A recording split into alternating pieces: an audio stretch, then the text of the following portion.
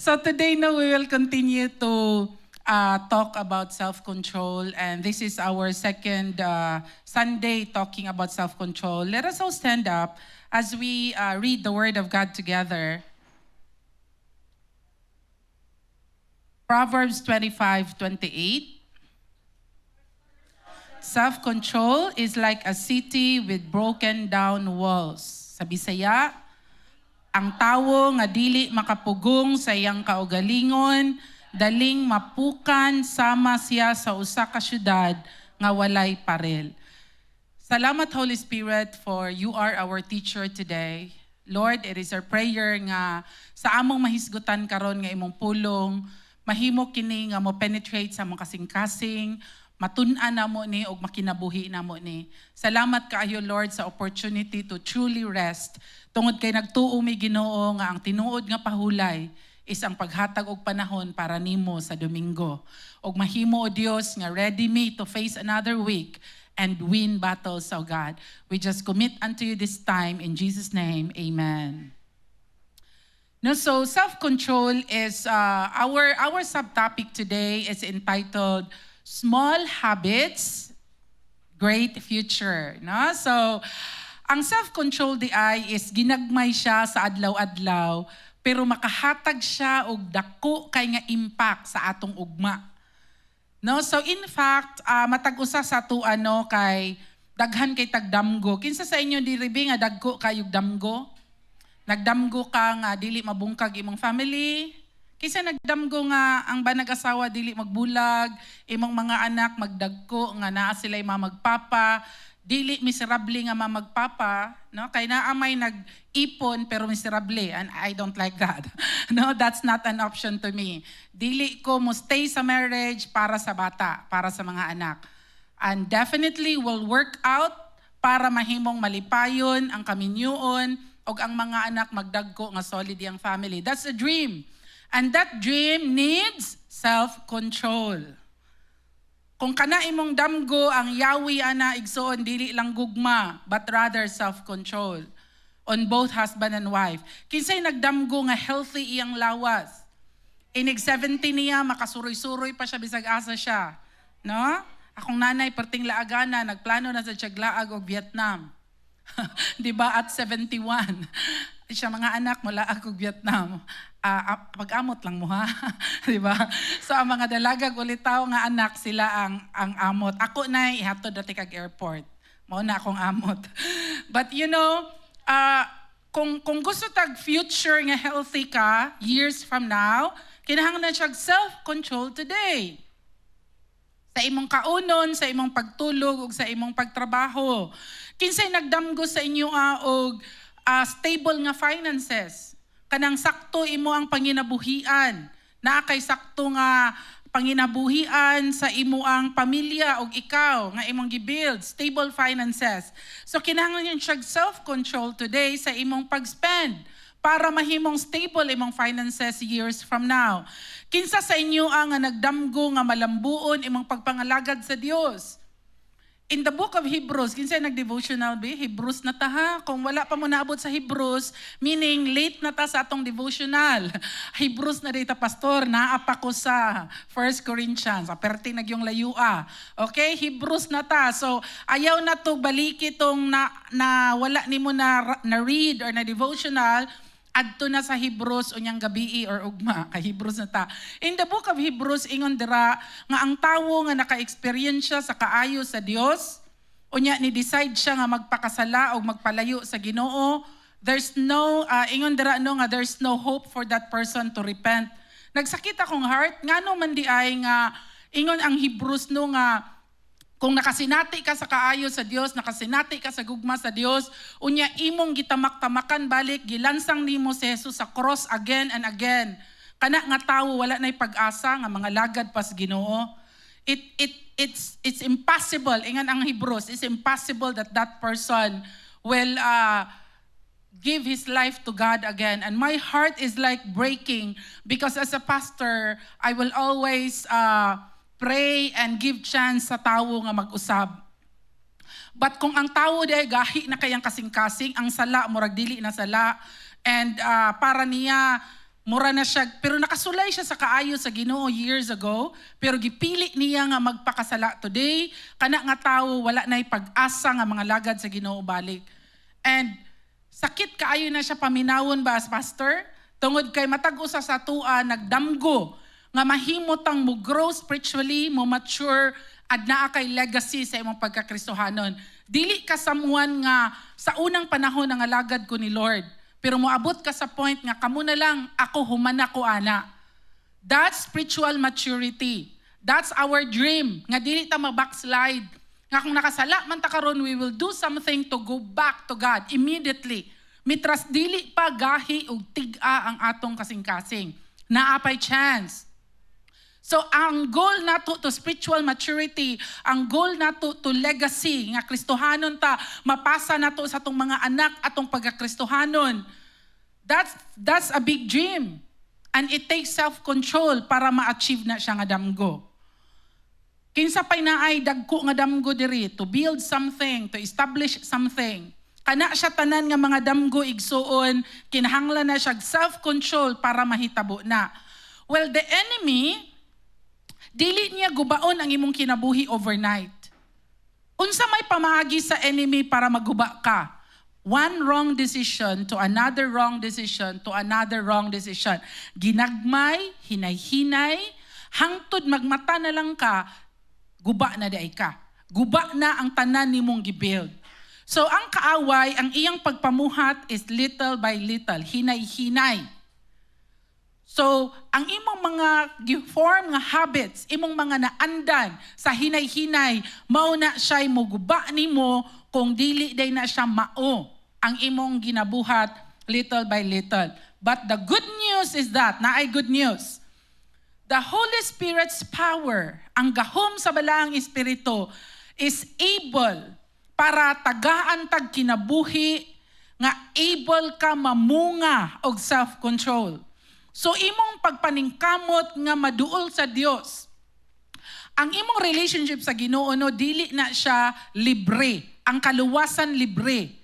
Pero ang imong walk with the Lord dili na siya libre. Kinahanglan na siya og dying daily. I-crucify nimo imong flesh. Mao na siya mo result og self-control. You say no, no, no sa temptations, sa mga butang nga makaguba nimo nga ginagmay nga matingala na kasayop man day nga decision and would lead to your destruction. Today there are three major things na gusto nako i-discuss. And number 1, it's tardiness. Number 2, it's food that we eat or take. And number 3, our use sa gadget nato. So these three major things ang gusto nako i-discuss this morning.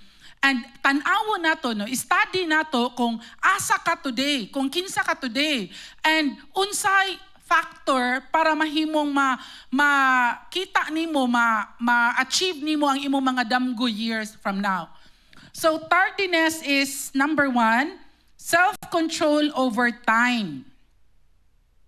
Ang pagpugong sa kaugalingon, diyon sa ni pagbisaya diri, ang pagpugong sa kaugalingon sa oras. Ang issue sa kalangan or pagka-late or pagkaulahi. No, tungod kay topic nako ni kaganina nagsayog-yug ko. Kana bitang wali nimo kinanglan imong buhaton daan. And nakita nako na kanang isa man gud ko sa kanang event-oriented akong orientation is event-oriented. Akong bana is time-oriented. When my husband would say, manglakaw na ta, lakaw na yun na, kana nga oras, di yun na siya malate. Mo dyan na iyang training, siguro sa workplace ba. So, ang imong training, kung kinsa ka, mauna ang mo build kung kinsa ka. Like sa ako, nakita na ako that I have to repent in this area tungod kay ginaawat ko sa akong mga anak. Nakita na ako na pag 9:30 ang simba, maabot ko 9:28. At di ko late, hanapay 2 minutes. Aya sila mo, good morning church! 2 minutes, naabot na ko. Pero usahay, nangalkag pa ko, wa pa ko ka-lipstick and all, dili ko well prepared. Ay nakita na ko na lahi ra kaayo ang worship kung sayo ka, like kaganina. Pag abot na ko, wala pa'y 9, siguro mga 8:50 or 8:55. So mas naka-prepare ko, akong heart, akong mind, ready na ko, naka-makeup na ko, naka-everything, wala na ko gibuhat dere, gi-prepare na ako akong self for worship. And that is being really prepared for something that is so important. Ang pagka-late or tardiness, ginagmay raman na, pero muguba na siya sa imong future. Ako, I would say na dili man jud ko late. Pero 2 minutes ay magsugod. No? So, but that again is something that I have to repent. Kinahanglan ako siya usabon. Because, again, gina-follow siya sa akong mga anak. In Ephesians chapter 5, verse 15, be careful then how you live, not as unwise, but as wise. Making the most of every opportunity, because the days are evil. Therefore, do not be foolish, but understand what the Lord's will is. So, naglibog na ang media, no? Kaya naamang good ni siya Bisaya. But just show the verses lang. We tried to put Bisaya para mas dili maglisod, no? Kay ako gyud maglisod ko wali nga puro Bisaya. So at least na ay verses nga Bisaya. But I will try maningkamot ko nga more magbisaya. The days are evil. So ingon ang Bible, be careful then how you live. Because the days are evil. Kung dili ka kabantay, matingala na ka na, you're missing out. Daghan na kaayo kag na miss out sa kinabuhi tungod kay sige kag dali-dali or sige kag ka-late. Ang pagka-late igsuon, dako kay na siya nga penalty kung sa office, sa company, or sa school. Like in IDS for example, ipatawag ang parent ana kung ang anak malate siya kaupat ba ana kalima. No, mag-guidance ka. So, ing-ana siya ka-strict. And that is discipline. And even sa trabaho.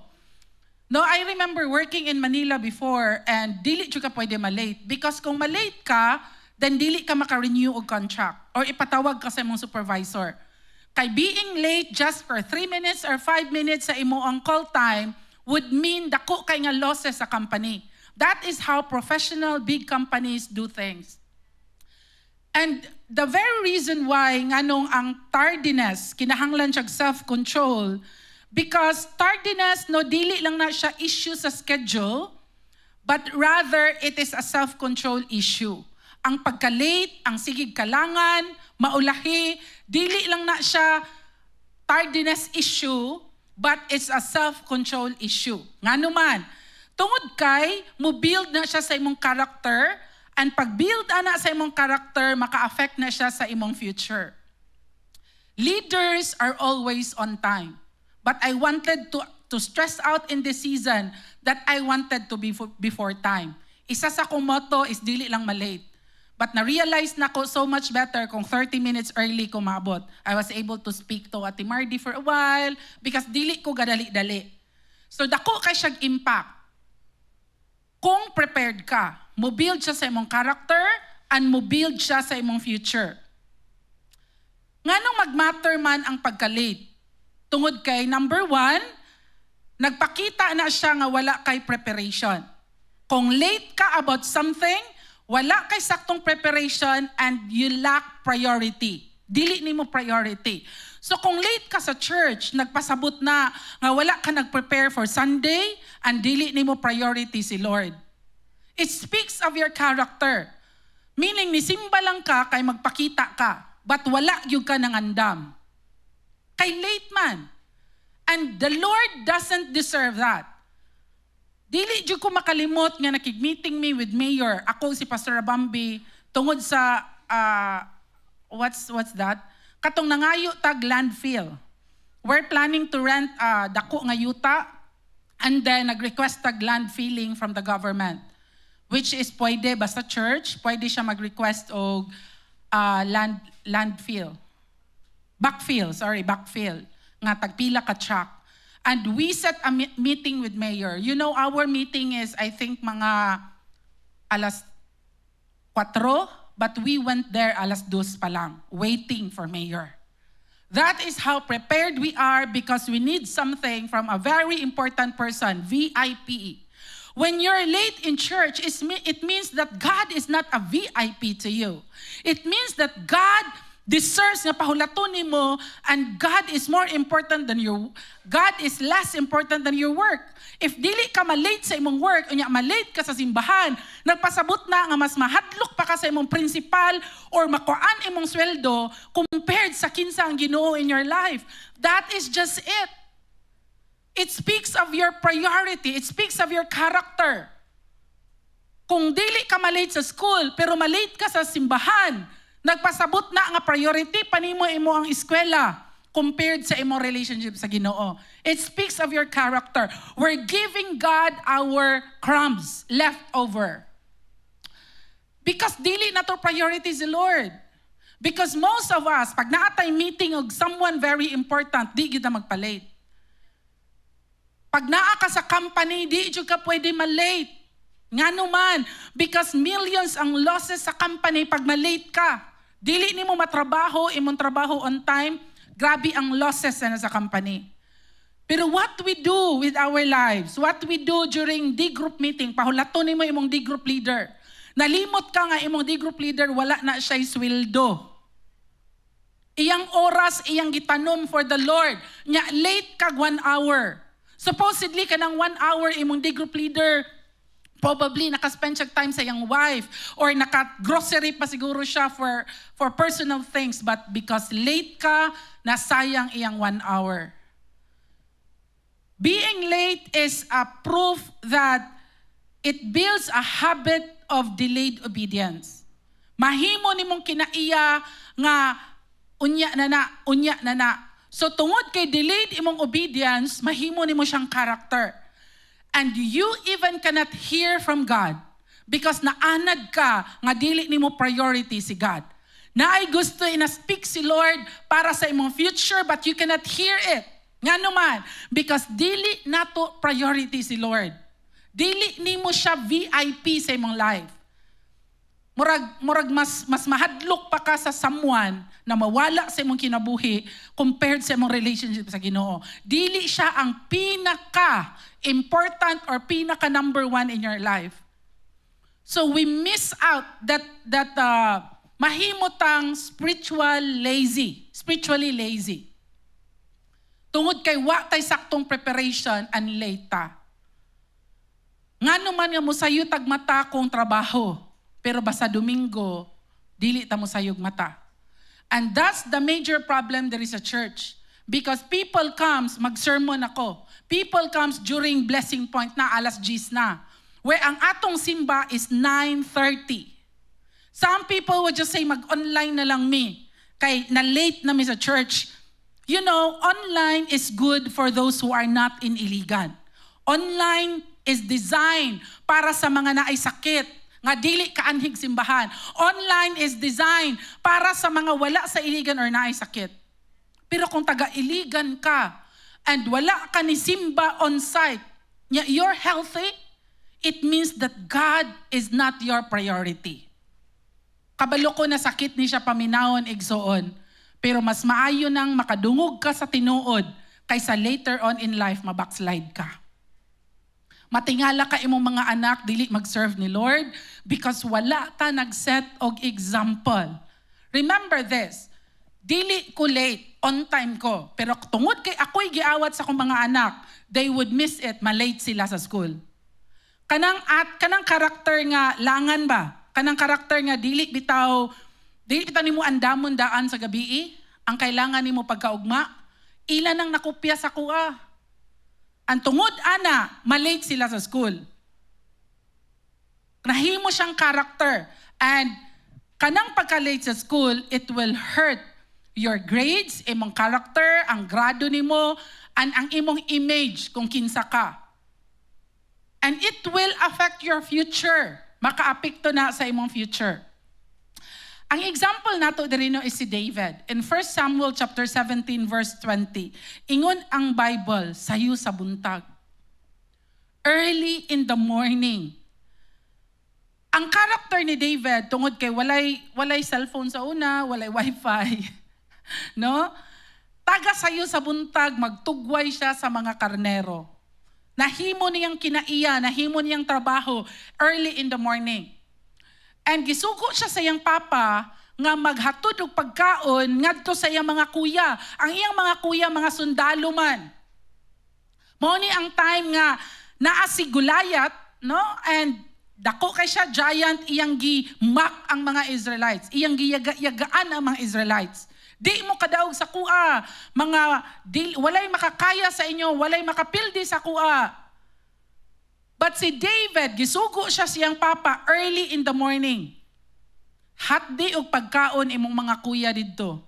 Kay pila na to kaadlaw.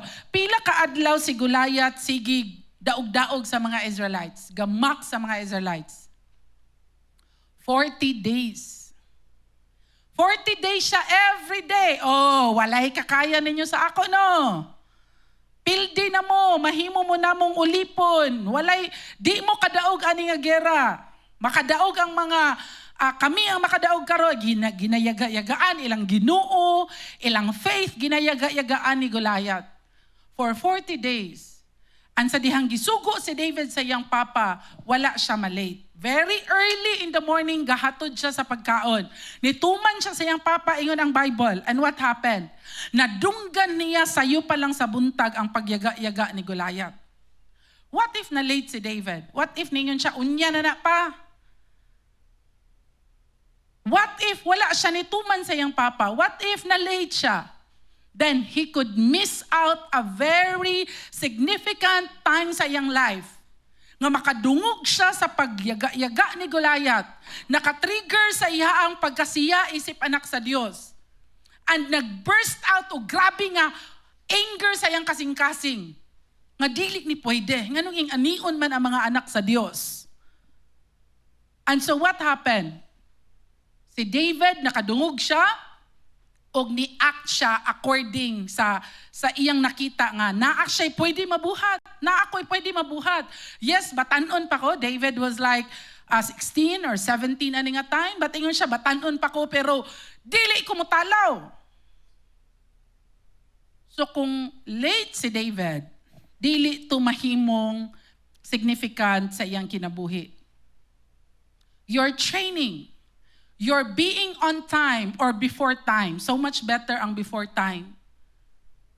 That training will lead you to your destiny.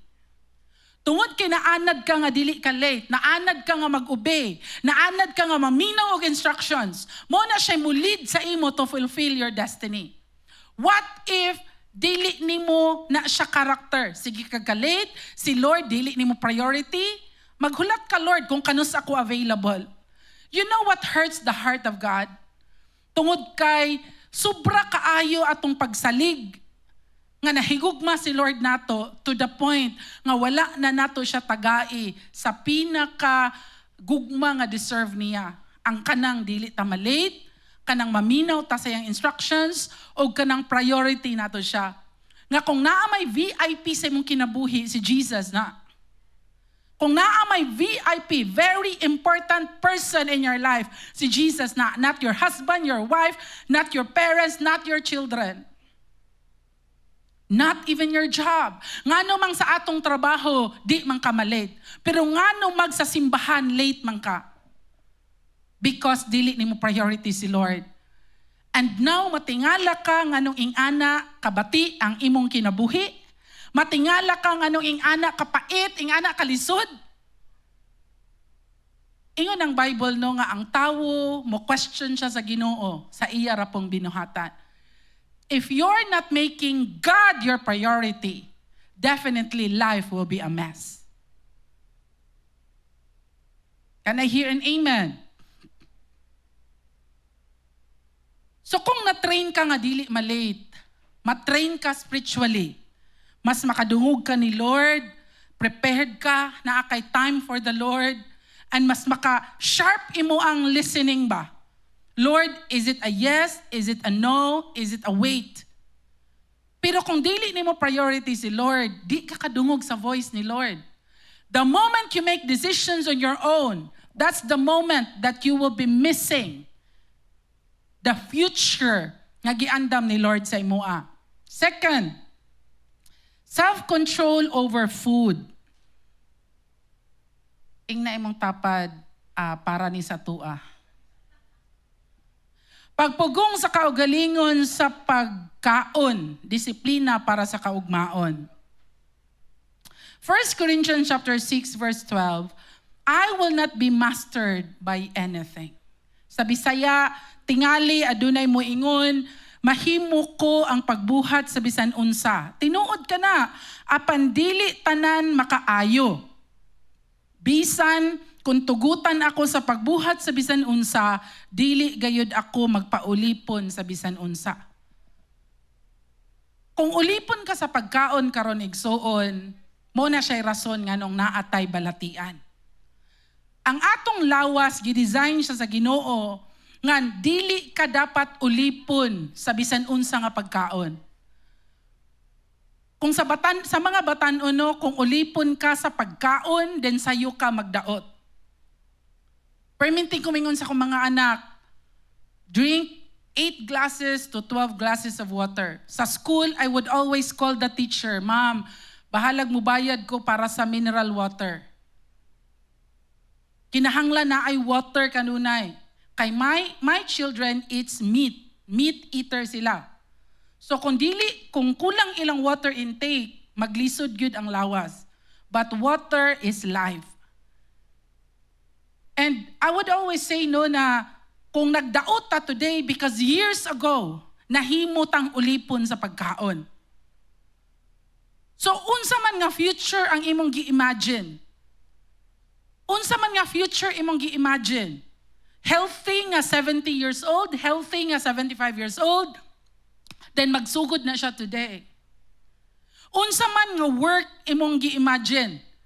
Kabalo bata na Sagara company is naa siya medical exam, and kung mabagsak ka sa medical exam, dili ka makatrabaho. Because your health is wealth. So kung wala tay discipline, wala tay self-control over food, what will happen to us? Mahimutang ulipon sa pagkaon. And when that happens, then our future will be affected. Even ang imo ang gidamgo nga marriage will be affected if you will be sick. Even imong gidamgo nga ministry will be affected kung nakay balatian. Imong gidamgo nga financial stability ma-affected na siya kung nakay balatian. So the intentionality of having self-control, pagpugong sa kaugalingon sa pagkaon, importante kayo igsuon. Because usahay no mo anak ta na mainampuon man ko. Pero ulipon ka sa pagkaon, then dili gihapon na siya effective igsoon. Kay unsaon man ang sige kag ampo o good health, pero imong food intake is you're very irresponsible. Maskin bawal mo kaon gihapon ka, then you will really die young. Or dili man siguro die young, but you will be sick. And you will be physically ill. Another example na to kay David, no? When the Lord said na, dili na nako himuong hari si Saul, kay Saul is not pleasing me. Kinahanglan mag-raise up ang Ginoo og another king. And sa diyang iyang gisugo si Samuel, Prophet Samuel, na mangita og another king. Pagtanaw niya sa mga anak ni Jesse, mga kuya ang gipanguna, ingon siya siyang kasing-kasing dili kani. No, within his spirit as a man of God, dili jud kani. Niingon si Samuel, naa pa ba kay laing anak? And ingon si Jesse, naa nagtugway og mga karniro. And so what happened is gipatawag si David, the youngest, and gipaadto, no? Unsay giingon sa Bible? Na nga verse ate. He was glowing. Oh, ate, late na next verse. Unsay description kang David? No, sa Bisaya kay gwapo siya, nindot iyang mga mata og pulahon iyang nawong. So kani ding pulahon ang nawong, glowing in health day na siya, no? Tanaw day mong tapad bi. Kung gwapo ba na or galuya na. no? Glowing in health. Kabalo ba ka nga this qualifies David, not just kay gwapo siya, no? But because he's healthy, nahimo ni siyang quality para pwede siya mahimong hari. Igsoon, your health is very important. Your health is very important sa trabaho. Your health is very important sa marriage. Your health is very important sa future nga imo ang gidamgo. Because if dili nimo priority imong health today, sige na kagbilar. No, I would always tell this to my children. High school pa mo, ayaw ko ninyong bilari tungod sa inyong project. Kay unsa man ang dako kay kagrado, ayaw po nang bagsak ka, pero unsa man dako kay kagrado, pero magdaot na kay ni college nimo. And there are so many nga grabing kayo dog high school. Binilaray, pila na lang ka hours matulog. Inig college, gikapoy nag-eskwela. And that is a very common sa akong batch, sa mga next nga batch, even sa mga stories nga akong ma-hear karon. Gikapoy na sila eskwela sa college. Nga naman, kay high school pa lang, gabi nilaray na sila. Pag abot og college, gabisyo na lang, di na mo sulod og klase. Mitras high school pa ka, katulog og 8 hours. Ing na imong tapad nga high school. Katulog og 8 hours. Ayaw sige cellphone. Ayaw bilari. Nga nung mabilar man kasi mong project nga pwede man unta nimo na sayuhan. Pag-abot sa balay, alas 5 pa lang, trabahuan na. Nga nung mabilar, kay alas 10 ay pa magsugod himo sa project. Kay gadula padaag Valorant. No? Now, David was glowing in health and this qualifies him to be the next king. Aside sa gipili siya ni Lord. Nga naman, because ang hari kinahanglan siya makigera. Ang hari kinahanglan siya magdagan-dagan kay patyunon man day siya ni Saul years from now. Maybe days without food. Kung dili healthy si David, dili to niya kaya. But because he's healthy, kaya niya mudaog sa iya ang journey. Ang pangutana, qualified ba imong health para sa future nga imong gi-imagine? Because kung wala kay discipline today, later on in life, ang mag-suffer ikaw o imong pamilya. Ingna imong tapad, self-control na ta sa pagkaon. Another example is si Esau. Si Esau or Esau sa Bisaya, wala siya self-control sa pagkaon. Si Esau, hunter man siya in Genesis 25. And kanang gikapoy kay siya, gigutom kay siya pag uli niya sa ilang balay. And wala siya, ang iyang mindset is that gigutom ko, mukaon ko, karon dayon. And wala na siya time magluto, wala na siya time mag-prepare. And ang nag-anda mong pagkaon, iya ang manghod nga si Jacob. Kay si Jacob, dili man hunter. Si Jacob, magtanom, magluto sa balay. Close man siya siyang mama, so gitrain siya siyang mama. Si Esau, kay hunter man siya, sige siya nasa gawas. Pag uli niya, gutom na kay siya. Sa iyang kagutom, gusto siya mangayo sa giluto sa iyang manghod. O ang manghod nga mangingilad. Unsa gi meaning sa name nga Jacob? Mangingilad. Deceiver. Na, ingna yung papadili ka si Jacob. Okay. Si Israel na ka, ha? Giilisda na imong ngalan. Oh. From Jacob, gi-redeem iyang ngalan, gihimong Israel. Okay. So, mo na'y kaya buhaton ni Lord. Ilisdan niya imong past. Ilisdan niya unsa ka, kinsa ka sa una. Ilisdan na niya nga pangalan. No? So, Jesus is a master of that. So si Jacob, kay nagluto man siya sabaw, na simhutan ni Esau, ingon siya, mangayo ko anang sabaw. Unsay giingon sa manghod, nga buutan, kining mga manghod, no? Mga siksik kay ni. No? Bantayan gini mo ng mga manghod, kay siksik kay na, para ni Jacob. Ingon siya, ihatag sa imo ang birthright, imong pagkamagulang. Kabalo mo in the Old Testament, dako kay na nga issue or factor ang birthright. Pasabot na nga kung kinamagulangan ka, ang magdawat sa tanan nga blessing kinamagulangan. Tanan yun na. Tanan nga burden, tanan nga responsibilidad, Tanan nga klase-klase nga trabahoon, blessing, eldest gina in the Old Testament. Unsay giingon ni Jacob, paimnon ti kaning sabaw, pakanon ti ka sa akong giluto, ihatag sa ako imong pagkamagulang, imong birthright. And unsay ingon ni Esau, unsaon pa man ako na akong birthright or akong pagkamagulang kung mamatay na ko sa kagutom. Naa ba day tawo nga mamatay sa kagutom? Pila ka adlaw ang tao kaya niya nga walay food and walay water. No food, no water. 3 days. Kaya na siya sa human body. No food, no water. 3 days. Kaya sa human body ang water lang.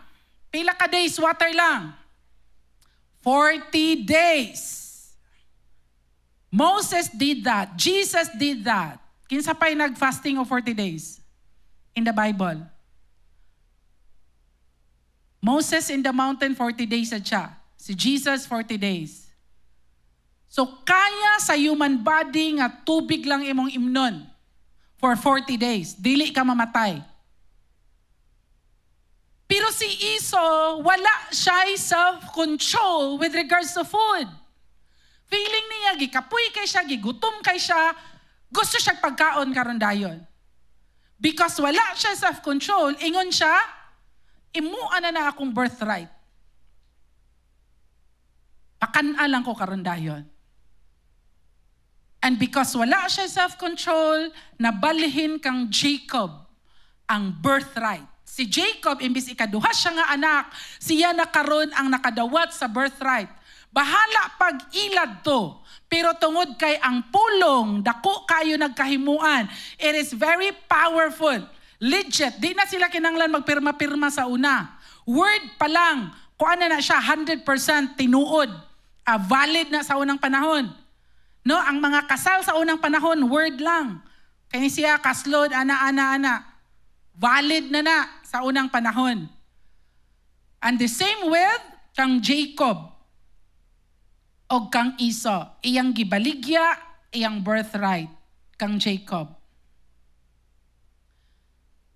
Imong birthright is very important. Kay imo ng authority, imo ng power, imo ng pagkamagulang, imo anak, dako kay na siyang impact sa next nga generation. Tungod lang sa sabaw, iya ang gibaylo. Unsay imong gibaylo karon na wala manggani ka kamalay-malay nga maka-affect day na siya sa imong ugma. Because karon, self-gratification, karon dayon imong gusto. Di na ka gusto mo hulat, di na ka gusto og self-control. Karon ako ni need, karon ako ni gikinanglan, karon na ako ni buhaton.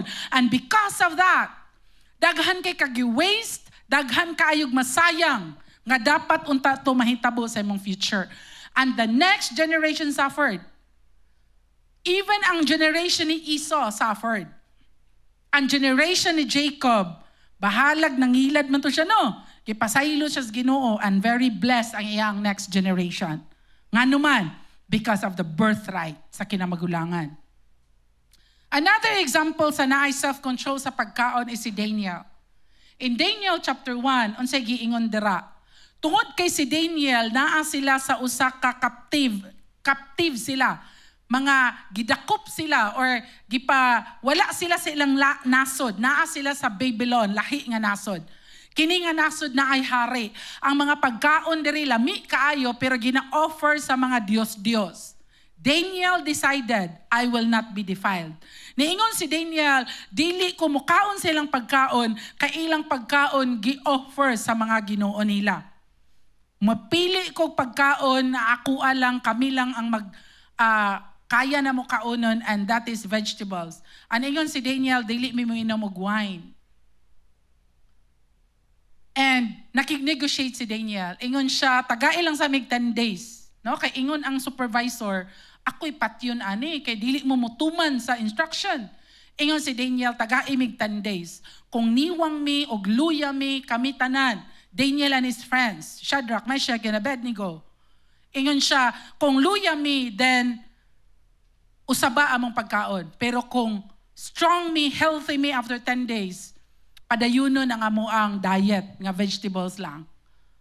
And after 10 days, ingon ang Bible, They are wiser than others. They are stronger than others. So it means that ang decision ni Daniel, wala ni nagpasabot na mag-vegetarian ta. It doesn't mean like that. No? But iyang decision nga dili mo kaon sa pagkaon nga gi-offer sa idols bahalag unsa to kalami is something nga nag-self-control siya and his friends. So imong pagpili sa pagkaon and choosing to say no. For example, kabalo ka nga kung mukaon ka og palabi ani nga pagkaon mosamot imong sakit. Mosamot imong balatian, motaas imong sugar, motaas imong BP, or motaas imong uric. Pero kay nganong kay ang lami, kay ang bawal, lami. And mao na siya'y kamatyan atog sayo. And dili ta magamit ni Lord. Dili ta magamit ni Lord to the maximum of our strength and ability pag naa kay sakit. You will just be limited. Because your health is a big factor sa imong pamilya nga gusto i-build o sa future nga imong gi-imagine. So mitras wala pa kay balatian karon, be wise with your food. Not just with food, but with walking and exercise. Muna siya akong challenge karon. Nga mag-park og layo para maka-walk. Ing anak ram day nga walk, no? Anang mo park lang kag layo para maka-walk ka. Bitaw, ako mismo na naka-realize ko na if I will not do something with exercise, then God will not be able to use me mightily years from now. Years from now, I will be very sick. If dili na ko tagaag priority ang akong exercise today.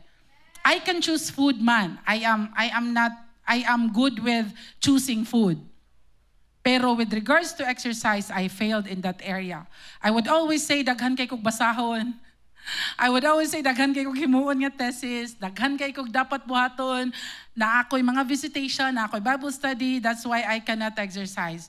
And that is just a mindset that is wrong. Ani anak ka, Lord, kung gusto na ako og gamiton pa ko nimo mightily, dapat makalakaw ko, healthy ko, dili ko sick years from now. Kay unsa may pulo sa preparation ako today, kung na ako'y balatian years from now. Amen? Unsa may pulo sa imong gipangandaman karon, kung di ka magamit ni Lord years from now, tungod kay you're sick. And that is just a reality nga nakita nako, nga your health is your wealth. And kung batanon ka, be very careful with your food intake, with your salt intake, with your sugar intake, with your water intake. Be very careful. Because kung dili ka mindful ana igsoon, you will suffer years from now. Can I hear an amen? Every time you say no to unnecessary eating, you are saying yes to your future. Every time you say no, dili ko ani, enough na ani. You know, for example, Gabriel, and ako yung example si Gabriel kay tabi man good. Si Gabriel, no, for example, and si David, when they decided to be kanang athlete, kanang naa sila liga, their coach told them, no Coke. They will not drink Coke. It's not allowed for athletes. And you know, since then, giignan sila sa ilang coach. Dili gid sila mo palit og Coke kung akong suguon. Kay ma, ikaw may mo inom diri sa tong balay. So di pun po ko mo palit. So ang mahitabo, magpalit na ko daan. Dili man di ay nga di na gid mo inom. But they won't drink Coke. And that is something nga gibutang nila sa ilang mind. I'm an athlete. I play basketball. Coke is not for me. Water, water, water. Fresh juice kung pwede. And that builds up. Like, I remember Gabriel when he was younger, 2021, a pandemic, very fat kay siya. And then later on, sa diyang sige na siya basketball, he got taller, and dili na siya ingana ka fat because of discipline sa pagkaon. Niabot siya sa point na mama, maura ni nga rice akong kaunon. No more than that. So protein iyang gipataas. So kanang isa ka kilog tunga nga meat, no? Isa ra na ka meal sa mong balay. So high protein, low to carbs. And it's very important nga naay someone nga niingon sa ilaa na Coke is not for athlete. Nya kay di man ko athlete, di bitaw. But lesser na lang Coke, no? Sa mga moinom og Coke, less Coke. Okay? So number 3, self-control over gadgets. Protecting your focus and your future. Gadget is a tool. It must not be your master. Your cell phone, your laptop, your computers must be a tool para sa imong future. Dili siya dapat master nato. Why is anxiety very high today? Because you scroll over your cell phone and you see unsa na kahitabo sa mga baha nga ingani kalisod sila ingani and grabe na imong anxiety, wala pay baha ang iligan. Pero di nakakatulog, grabe na imong kabalaka. Ingana ang impact sa social media. And kung taas kay tag time sa social media, you're losing focus and a good future. Because you're believing, kinahanglan na daw, mabalik na ang Ginoo, so di na ta mag-build og balay. Because na kay gina-follow through nga mga propita, nga nag-ingon nga, dili na ka magminyo, di na ka muskwila, di na ka mo trabaho, kay nagkagubot na ang kalibutan. And mubalik ng Ginoo. Probably mubalik ng Ginoo. Kay wa may nakabalo kano sa mubalik ang Ginoo. Pero mitras wala pa siya nibalik, pag minyo, pag eskwela, pag build og balay, pag build og business. Kay pagbalik sa Ginoo, kay wa man ta kabalo kanus siya mo balik. Base nang imong gipaminaw nakahatag na nimo anxiety. Nag-overthink na ka, nag-depression na ka. Because wala tay limit sa atong gadget. In 1 Corinthians chapter 9 verse 27, but I discipline my body and keep it under control, lest after preaching to others, I myself should be disqualified. Discipline, self-control. Unsay tan-awon sa imong mata, pila ka kauras mag-gadget, pila ka kauras magdula. Why are students today having very low grades? Because dako kay silang oras sa gadget. Gadget becomes their master. Nganong mabilar man because of gadget. Instead of sleeping enough hours to sleep, dili ka katulog kay sige pa kag scroll sa imong cellphone.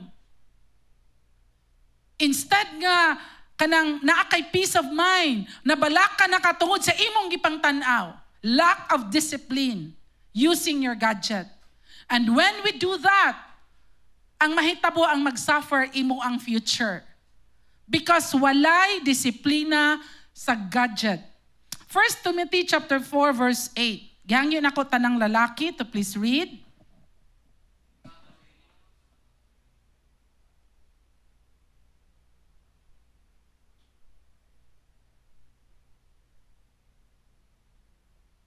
Ingon ng Bible, physical training is good. Yes, nindot nang mainampuon ka. Yes, nindot nang muanhi kag simbahan. Yes, that is highest. But physical training is good. Usahay mabaliwala nato nga kinahanglan day tag disiplina sa paggamit sa tong mga gadget. Cellphone, laptop, computers.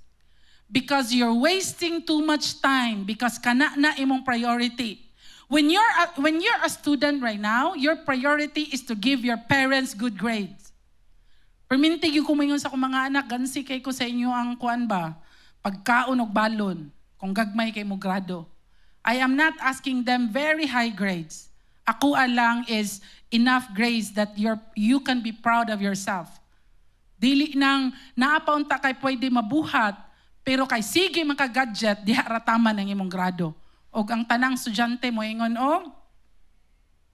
less self-control on gadget. And if you're someone nga dali ra mabalaka or mag-anxiety, ayaw sige Facebook. Ingnay mong tapad, hinay-hinayi ang imong Facebook o Instagram o unsa pa na, Facebook man jud ka sagara sa mga idara na. Sa mga batanon ra man ang Instagram, Thread o unsa na, TikTok. Nganong kinahanglan mag self-control sa gadget? Because maka-affect na sa imong relationship. Why is the husband and wife makabati sila nga naa iyang bana, naa iyang asawa pero layo lagi murag wala koy bana, murag wala koy asawa. Because mas kinaa mo sa isa ka bed, puro mo na gadget. Maski naa mo sa sala, puro mo na gadget, you're not even talking. Maskin mangaon mo, nagtagsa mo gadget, you're not even talking.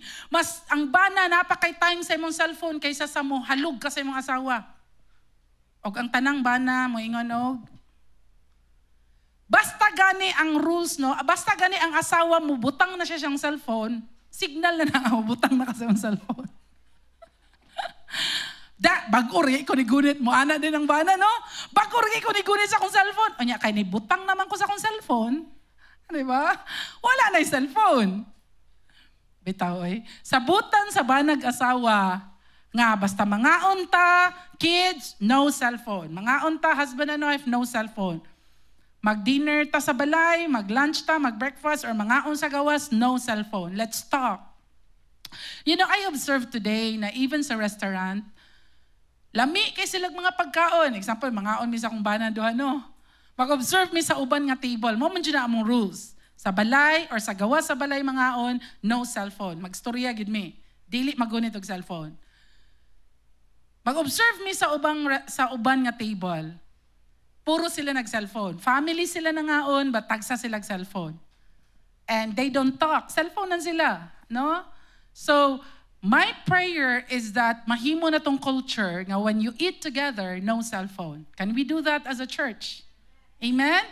And when you're in bed, no cellphone, husband and wife. You just talk. Put your cell phone down. Because, you know, ang yawa, dili siya muguba sa marriage immediately. Muguba siya slowly.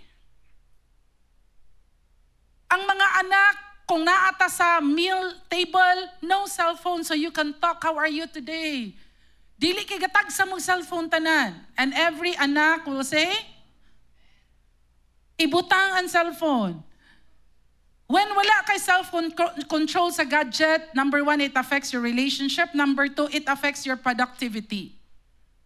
Kung nag-gadget ka because it's work, then so be it. Pero kung nag-gadget ka, kasi sige ra kag scroll, marites ka sa kinabuhi sa ubang vloggers. Ang vloggers ray na dato, ikaw, pobre gyapon. Sila perte ng datua.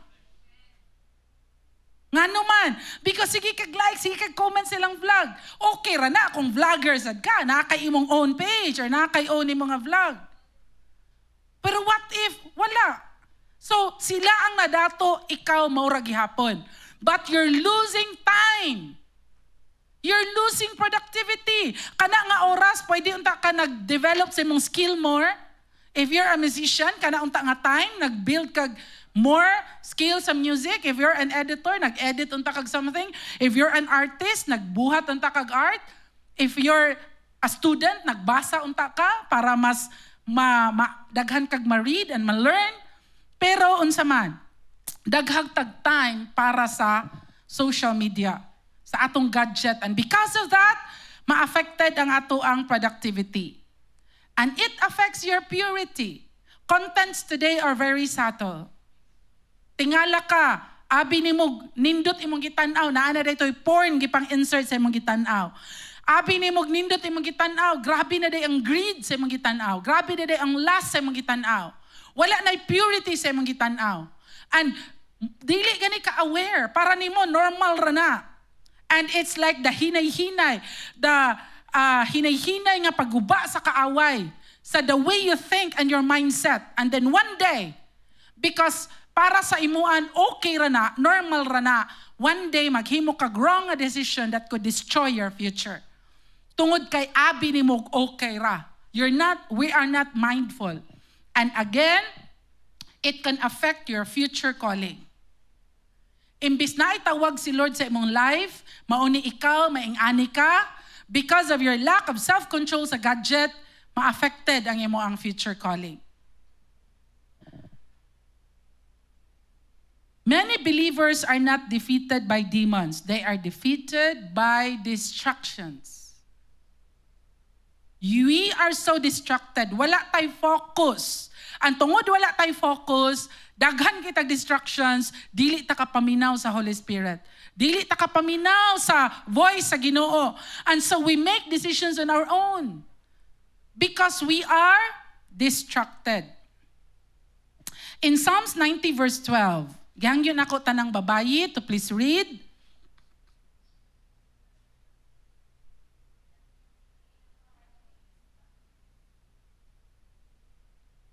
Abi nato nga taas kitag time. Abi nato daghan kitag days. And so we're wasting it by using more gadget and not being disciplined. David, as an example, nga atong gistorya kaganina, because sa iyang discipline every day, sa dihang niingon siya sa hari, ako'y mupildi ni Goliath. Unsay gibasihan ni David sa iya ang pag-atubang kang Goliath, sa iyang courage to face Goliath. Kaya na ko napildihon, kana nga walay tuli, nga giant, ana siya. Kaya ang mga Israelites circumcised man sila. So kung dili ka circumcised, kung dili ka tuli, meaning dili ka Jew, dili ka Israelite. Ingon siya, ako'y mopildihan na niya. Unsay basis ni David ato nga kaisog? Giyon sa niya pag-atubang ang hari, ingon siya, sa mga karnero nga akong giatiman, sukad gamay pa ko hangtod karon. Tanan nga mo atake sa ilaa nga lions and bears, ako silang patyon with my own hands. That training, that focus, that discipline gave him that courage na kaya na ko ni pildihon kini nga giant. Karon, unsaon nimo pagpildi ang giant sa imong kinabuhi if you're not skilled enough, if you're not focused enough, if you're not trained enough?